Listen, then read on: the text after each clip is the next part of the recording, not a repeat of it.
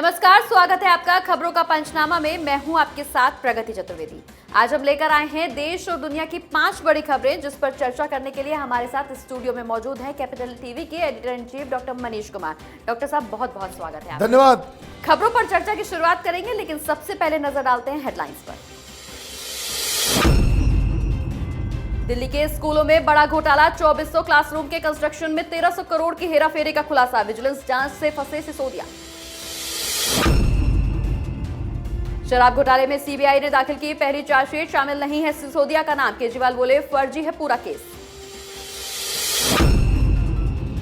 सेना के अपमान पर ऋचा चड्ढा के समर्थन में कांग्रेस, कहा ऋचा ने नहीं किया किसी का अपमान, बस बीजेपी को लाभ पहुंचाने वाले जनरल पर साधा निशाना। शिक्षक भर्ती घोटाले में बढ़ी ममता सरकार की मुश्किलें, अब घोटाले से जुड़ा वर्तमान शिक्षा मंत्री का नाम, कोर्ट ने लगाई फटकार।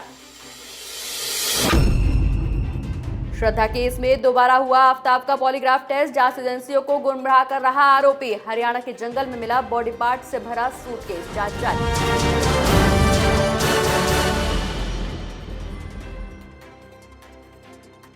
खबरों की सिलसिले की शुरुआत करते हैं आज की सबसे बड़ी खबर के साथ। दिल्ली के अरविंद केजरीवाल सरकार पर लगातार घोटालों के आरोप लग रहे हैं। शराब नीति, सरकारी बसों की खरीद में लापरवाही के बाद अब सरकारी स्कूल के निर्माण में 1300 करोड़ रुपए की धांधली का आरोप लगा है। विजिलेंस विभाग ने इस मामले में विशेष एजेंसी से जांच कराने की मांग की है। डॉक्टर सर, सवाल यह है कि अब केजरीवाल के स्कूलों में भी फर्जीवाड़ा सामने आ गया है, केजरीवाल क्या करेंगे अब? देखिए, ये तो होना ही था, क्योंकि ये खबर हम लोगों ने बहुत पहले भी दिखाई थी कि इस स्कूल में जो क्लासरूम्स बन रहे हैं इसमें घपलेबाजी हो रही है। जो काम 5 लाख 7 लाख में हो सकता था उसमें 30 लाख 35 लाख कहीं कहीं 55 लाख रुपए खर्च किए गए हैं। अब इसकी शुरुआत कब हुई?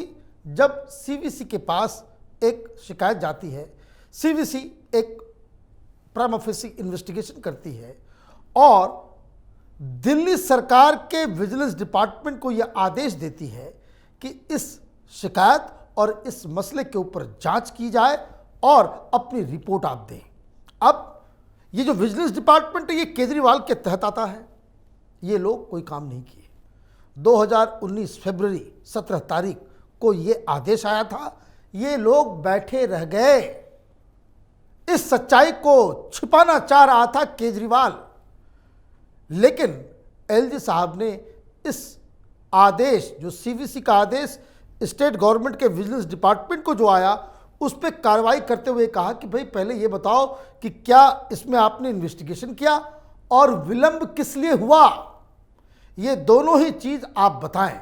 आज दिल्ली सरकार के ही, मतलब केजरीवाल सरकार के ही विजिलेंस डिपार्टमेंट ने ये रिपोर्ट दी है और रिपोर्ट में कहा कि जिस तरीके से शराब घोटाले में प्राइवेट प्लेयर्स बाकायदा डिसीजन मेकर की भूमिका में थे, इसी तरीके से स्कूल बनाने, इसमें क्लासरूम को तैयार करने में जो पैसे खर्च हुए उसमें 17% से 90% तक जो फंड अलॉटेड थे उससे कहीं ज़्यादा पैसा रिलीज किया गया। इसमें कुल मिलाकर के 1300 करोड़ रुपए ये कट्टर ईमानदार भगत सिंह की औलाद केजरीवाल और सिसोदिया, इन लोगों ने 1300 करोड़ रुपए गबन किए हैं। ये रिपोर्ट केजरीवाल सरकार के विजिलेंस डिपार्टमेंट की तरफ से जमा की गई है। चलिए, तो केजरीवाल दिल्ली को बेहतर कैसे बनाएंगे, इस पर सभी की नजर है, लेकिन फिलहाल तो उन पर आरोपों की बौछार है। आगे बढ़ते हैं और नजर डालते हैं अगली बड़ी खबर पर। शराब घोटाला मामले में दिल्ली की राउज एवेन्यू कोर्ट में चार्जशीट दाखिल कर दी गई है। सीबीआई ने चार्जशीट दाखिल की है। सीबीआई की इस चार्जशीट में कुल 7 आरोपियों के नाम दर्ज हैं, लेकिन मनीष सिसोदिया का नाम चार्जशीट में नहीं है। मामले में अगली सुनवाई 30 नवंबर को होगी। डॉक्टर साहब, मनीष सिसोदिया पूरे शराब घोटाले में आरोपी बताए जा रहे थे, लेकिन अब उनका नाम चार्जशीट से गायब है। देखिए, ये प्रक्रिया है। चूंकि अभी मनीष सिसोदिया से इस तरीके से पूछताछ नहीं हुई है, लेकिन मैं तो आश्चर्यचकित हूं केजरीवाल के इस ड्रामे से। क्या 800 अधिकारी लगा दिए गए, इतने सारे जांच की गई, लेकिन वो क्लीन चिट मिल गई। चार्जशीट की अभी शुरुआत हुई है। इस पूरे घोटाले में पहली चार्जशीट है। इसका मतलब ये नहीं कि आखिरी चार्जशीट है। कुल 15 आरोपी हैं इसमें। इस चार्जशीट में सिर्फ 7 लोगों का नाम आया है, बाकी सब लोग बरी हो गए क्या? आप पब्लिक को बेवकूफ बनाने के लिए इस तरह के कुतर्क आप दे देते हो और मीडिया उसको चला। केजरीवाल ने कहा क्लीन चिट, क्लीन एजेंसी को सामने आकर के कहना पड़ा कि बताइए कि किस तरीके से अफवाह फैलाने में मास्टर है ये लोग। फिर सीबीआई की तरफ से बयान दिया गया कि नहीं, किसी को भी क्लीन चिट नहीं है। अभी तो हम लोग उस जगह पे पहुंचे ही नहीं है। अभी विजय नायर हो गया या फिर बाकी लोग जिनको हमने गिरफ्तार किया है उसके ऊपर केस बना रहे हैं। बहुत जल्द मनीष सिसोदिया का भी नाम आएगा। अगली चार्जशीट से पहले मनीष सिसोदिया से भी पूछताछ होगी। शायद उनको भी तिहाड़ में सत्येंद्र जैन के बगल के सेल में बैठना पड़े। ये बात और है कि अब तो मसाज वगैरह नहीं कर पाएंगे, कड़ी नज़र पड़ गई है, लेकिन ये प्रक्रिया का हिस्सा है। किसी को क्लीन चिट नहीं है जो आम आदमी पार्टी दावा कर रही है। खैर, मामले में अगली सुनवाई 30 नवंबर को होगी। क्या कुछ फैसला आता है ये भी देखने वाली बात होगी। बढ़ते आगे बात अब अगली बड़ी खबर की, जहां बॉलीवुड एक्ट्रेस ऋचा चड्ढा इन दिनों अपने एक ट्वीट को लेकर लोगों के गुस्से का शिकार हो रही हैं। उनके 3 शब्दों के ट्वीट से लोगों में नाराजगी है।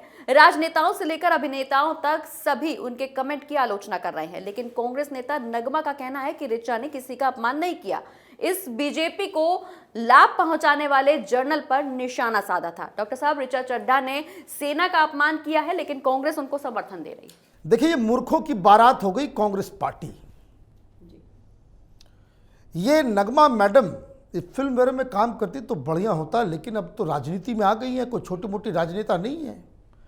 राहुल गांधी के साथ वो भारत जोड़ो यात्रा में साथ में चल रही हैं। आपने किसके बारे में क्या कहा, जरा सा भी इसके बारे में आपको इल्म तक है? Lieutenant general Upendra Dwivedi northern command के कमांडर हैं। आपकी ये दलील कि एक standing serving commander lieutenant general वो राजनीतिक बात कर रहा है, वो भारतीय जनता पार्टी को फायदा पहुंचाने के लिए काम कर रहा है। इन लोगों को राजनीति में आने कौन दे रहा है? इसलिए मैंने कहा कि मूर्खों की जमात हो गई कांग्रेस पार्टी। कोई सर्विंग ऑफिसर के ऊपर इस तरह के लांछन लगा। आप तो ऋचा चड्ढा की बात का समर्थन करते करते ऋचा चड्ढा से भी घटिया बात आप कह गई। ऋचा चड्ढा ने गलवान के शहीदों का अपमान किया। ऋचा चड्ढा ने आर्मी के कैलिबर, उनकी बहादुरी पे सवाल उठाया। आपको दिक्कत क्या है कि जहां कहीं भी आर्मी, कश्मीर, मुसलमान, चाइना, इस तरह के मुद्दे आते हैं, हिंदुस्तान की सेना, हिंदुस्तान की सरकार और हिंदुस्तान के खिलाफ स्टैंड लेने का इनकी आदत हो गई है। कांग्रेस पार्टी इस तरह के नेताओं से अगर निजात नहीं पाती है, कांग्रेस पार्टी बिल्कुल रसातल में धंस चली जाएगी। चलिए, बॉलीवुड ने जहां ऋचा चड्ढा को भारत विरोधी बताया है, वहीं कांग्रेस नेता नगमा का समर्थन तो उन्हें मिल ही गया है। आगे बढ़ते हैं बात अब अगली बड़ी खबर की, जहां पश्चिम बंगाल के शिक्षक भर्ती भ्रष्टाचार मामले में ममता सरकार की मुश्किलें एक बार फिर बढ़ गई हैं। अब घोटाले में वर्तमान शिक्षा मंत्री ब्रात्य बसु का नाम भी शामिल आ रहा है। बता दें कि इससे हाई कोर्ट ने राज्य सरकार और टीएमसी को जमकर फटकार लगाई है। डॉक्टर साहब, पूर्व के बाद अब वर्तमान शिक्षा मंत्री का नाम भी इसमें सामने आ रहा है। देखिए, दरअसल हुआ ये कि ये शिक्षा घोटाले में कुछ एडिशनल नाम डाले गए थे, कुछ पोस्ट क्रिएट किए गए थे ओवर द टॉप। तो हाईकोर्ट में ऑलरेडी चल रहा है, ऑलरेडी ममता सरकार जो उसमें फंसी हुई है। तो एजुकेशन सेक्रेटरी से आज बातचीत हुई, उनसे कोर्ट ने पूछताछ किया कि भाई ये तुमने सीटें क्यों बढ़ा दी? एक तो घोटाला कर रहे हो, सीट भी बढ़ा दिए, ये किसने फैसला लिया?